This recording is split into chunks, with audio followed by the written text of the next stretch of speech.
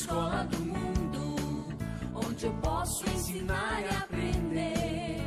A palavra da sabedoria é a nossa EBD.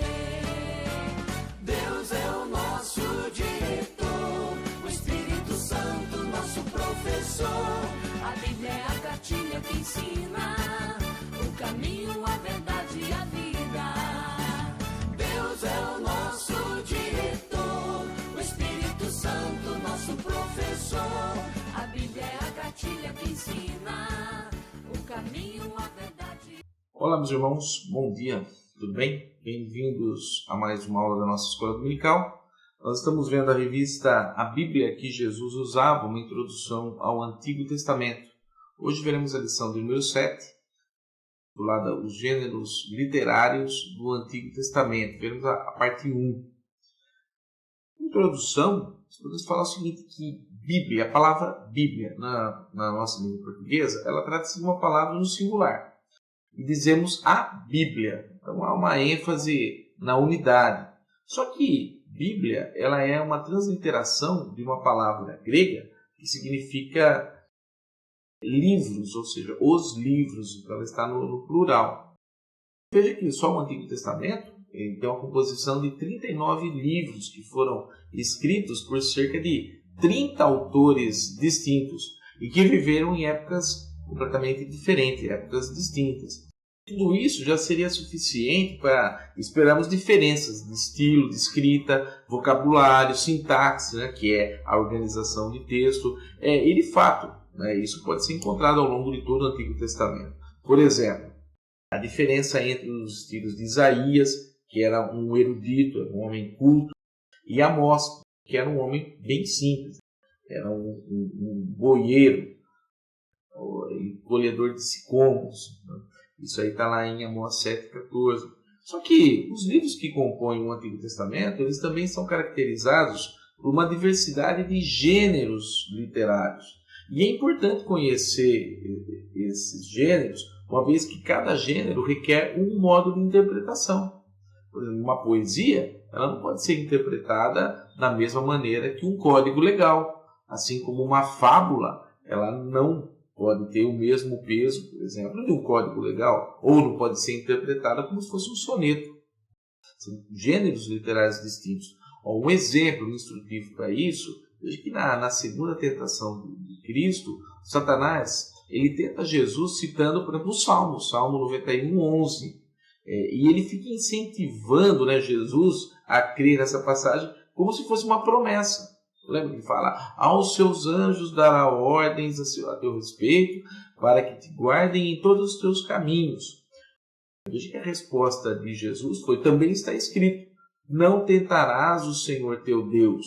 Isso lá em Mateus 4, 7. Agora, só com essa resposta, Jesus ele coloca, ele mostra e reconhece que o texto que Satanás cita não era uma promessa, mas sim uma poesia acerca de quê? Do cuidado de Deus para com todos os crentes. Não estava incentivando o Messias a pular numa pedra e que Deus tinha obrigação, se ele tomasse essa atitude, de ir lá resgatar. Ou seja, não era uma promessa de que o Messias nunca sofreria nenhum tipo de dano nesse mundo. Nos tratava disso. Note a importância de se conhecer o gênero literário de uma passagem bíblica. Porque a partir dessa compreensão, você faz uma correta aplicação desse texto. Então, entender a forma do texto nos ajuda a compreender o conteúdo desse texto. É disso que se trata, então, essa lição de hoje. Vamos ver alguns gêneros literários, inicialmente. E o primeiro deles é o que nós chamamos de literatura poética. A poesia do Antigo Testamento ela se encontra principalmente no livro dos Salmos, mas não está limitada a ele. Também a gente pode encontrar poesia nos livros como Lamentações, Jeremias, Jonas, Isaías, Deuteronômio, Gênesis, Cântico dos Cânticos e muitos outros. A poesia hebraica ela é diferente da poesia ocidental. Ela possui como principal característica aquilo que é conhecido assim como paralelismo. O que é isso? No que consiste isso?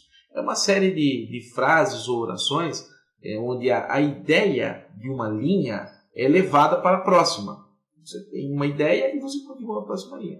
O paralelismo presente na poesia hebraica tem alguns tipos. Vamos dar alguns exemplos, 3 na verdade. O primeiro é o seguinte: quando a ideia da primeira linha ela é repetida na segunda com palavras diferentes. Dá uma olhada, por exemplo, lá no Salmo 19:1. Os céus proclamam a glória de Deus. E o firmamento anuncia as obras das suas mãos. Veja que é a mesma, ele está falando da mesma coisa com palavras diferentes. Esse tipo é chamado de sinonímico. Também existe um outro tipo, quando a ideia da primeira linha ela é contrastada na segunda linha. Então, Salmo 1:6. O Senhor conhece o caminho dos justos, mas o caminho dos ímpios perecerá. Veja que existe um contraste, né? O Senhor conhece o caminho dos justos, mas o caminho do ímpio perecerá. Esse tipo de poesia, né, ele é chamado antitético. E tem um terceiro, que ocorre quando a segunda linha da poesia ela complementa a ideia da primeira, enriquecendo o sentido. Salmo 7:1, por exemplo. Senhor Deus meu, em ti me refugio. Salva-me de todos os que me perseguem e livra-me. Veja que a segunda parte ela parece que enriquece a primeira. Isso aí é um tipo chamado sintético. Nesse tipo de poesia, né, quase sempre o primeiro verso ele apresenta uma oração incompleta que exige um complemento do segundo. Por exemplo, Salmo 96:7. Tributai ao Senhor. Tributai o quê? Parece que está faltando, né? Tributai ao Senhor, ó família dos povos. Aí ele complementa. Tributai ao Senhor glória e força. Esse tipo que é chamado de sintético. Além do paralelismo, a poesia hebraica ela possui subgêneros que podem ser facilmente identificados ali no livro de Salmos e nos outros livros que contêm esse gênero poético. O primeiro dos subgêneros é chamado de lamentos. É onde o autor ele expressa o seu lamento ou a queixa diante de Deus. São poesias que têm a ver com a situação que a pessoa está passando. São motivados por um determinado acontecimento da vida do autor. O Salmo 51 é um bom exemplo. É um lamento de Davi em virtude do pecado que ele comete com Batseba. E veja que até o título desse salmo tem a ver. Foi inspirado exatamente para já indicar do que se trata. Ele está se lamentando aquilo que acontece na vida dele. O outro subgênero nós chamamos de adoração. Também são conhecidos como cânticos de Sião. Nesse tipo de poesia, o assunto é o culto a Deus, especificamente ali no templo de Jerusalém. Então, o objetivo desse gênero de poesia é despertar o desejo pela adoração e expressar a alegria que o crente, né, que a pessoa tem de participar da adoração a Deus. Os salmos de adoração eles estão compreendidos entre o Salmo 120 e o 134. São chamados salmos dos degraus. Tem também o que nós chamamos de salmos de ações de graça. Então, a razão desses salmos, da escrita desses salmos, está no louvor a Deus por alguma coisa, uma dádiva recebida, tanto na vida pessoal como na vida da comunidade. O Salmo 116, de 1 a 2, fala assim: amo o Senhor porque Ele ouve a minha voz e as minhas súplicas, porque inclinou para mim os seus ouvidos. Veja que o salmista aqui está apresentando ações de graças, porque Deus, ele percebeu que na vida dele, Deus se inclinou para ele. O quarto subgênero da literatura poética é o que nós chamamos de real. Esses salmos eles falam do rei messiânico de Israel e apresentam orações em favor do rei. E como motivo sempre está o quê? O reinado, a nação, a aliança de Deus com Davi, a aliança de Deus com Israel, a glória de Jerusalém, a vinda do Messias. Um dos mais conhecidos desse salmo, né, que é o Salmo Real, um subgênero, é o Salmo 2. Salmo 2. Também no Antigo Testamento nós temos um outro tipo de literatura é chamada de literatura legal. Diferente do que ocorre com a literatura poética, a literatura legal no Antigo Testamento ela se concentra numa única seção. Basicamente, nos 5 primeiros livros de Moisés, ou que nós chamamos de Pentateuco. Veja que a lei de Moisés ela se tornou quase uma cláusula pétrea de toda a vida de Israel. Posteriormente, qualquer modificação que havia nas leis da nação deveria estar fundamentada na lei de Moisés, lá do Pentateuco, dos 5 primeiros livros. Ao longo de todo o Pentateuco, você vai notar vários trechos que recebem enorme destaque pelo conteúdo legal, apesar de você observar narrativas ali, mas o conteúdo legal ele está basicamente concentrado nesses 5 primeiros livros. É ali, por exemplo, que você vai encontrar os 10 mandamentos, no Êxodo 20, de 1 a 17, também lá em Deuteronômio, o Código do Pacto de Deus com o povo de Israel está em Êxodo 20, também 22 e até 23, versículo 19, as leis deuteronômicas. Você vai encontrar também os códigos de santidade, está lá em Levítico 17, capítulo 17 para o capítulo 24. E é importante fazer uma diferenciação. A maioria das leis do Antigo Testamento, ela descreve um caso específico, em que diferencia esse caso de casos semelhantes, de acordo com essas consequências. Vou dar um exemplo. Lá em Êxodo 21, no versículo 18 e 19, fala assim, se 2 brigarem ferindo um ao outro com pedra ou com punho, e o ferido não morrer, mas cair de cama, se ele tornar a levantar-se e andar fora, apoiado ao seu bordão, então será absolvido aquele que o feriu. Somente ele pagará o tempo que perdeu e o fará curar-se totalmente. Veja que essa é uma lei que trata de uma circunstância, de tentar diferenciar uma circunstância ali. Mas existem também leis que não tratam dessas descrições de casos particulares, tentando dar uma caracterização para aqueles casos. Existem leis, por exemplo, que afirmam de modo incondicional e categórico a diferença entre o bem e o mal. Essas leis, elas são leis de caráter absoluto e que não dependem de condições ou circunstâncias. Veja que dentro dessa literatura legal existe essa diferenciação. Leis que foram criadas para casos específicos e leis que têm um caráter absoluto, que não depende dessas condições ou circunstâncias. Não existe, para essas leis que nós chamamos que tem um caráter absoluto, não existe aquilo que nós podemos chamar, olha, cada caso é um caso. Um exemplo disso, os 10 mandamentos, que está lá em Êxodo 20, de 1 a 17. Os 10 mandamentos se enquadram nessa categoria. Mas é interessante que o valor da literatura legal está em que ela nos ensina como devemos viver de modo agradável a Deus. Nós já falamos disso em aula anterior, mas é interessante que você não tem aqui um caráter de salvação, mas sim uma orientação de como o povo de Deus deve viver, ou seja, como devemos viver, novamente, de modo agradável a Deus. Então é por essa razão que o conteúdo das leis bíblicas não diz respeito apenas à nossa religião, mas ao todo da vida, que deve ser inteiramente agradável a Deus. A literatura legal, ela nos mostra a nossa obrigação como membros do Pacto da Graça, sendo filhos de Deus, como nós devemos andar. Então Deus se dirige a nós e nos ordena a sua vontade. Através dessas leis, com esse caráter absoluto, Deus faz o quê? Ele mostra para nós a vontade dele. E qual deve ser a nossa resposta? Obedecermos. Olha a importância desse tipo de literatura e a importância de diferenciarmos quais são essas leis. E aqui também é importante lembrar que existiam algumas leis que eram leis de cerimoniais. Também faziam parte de questões da época.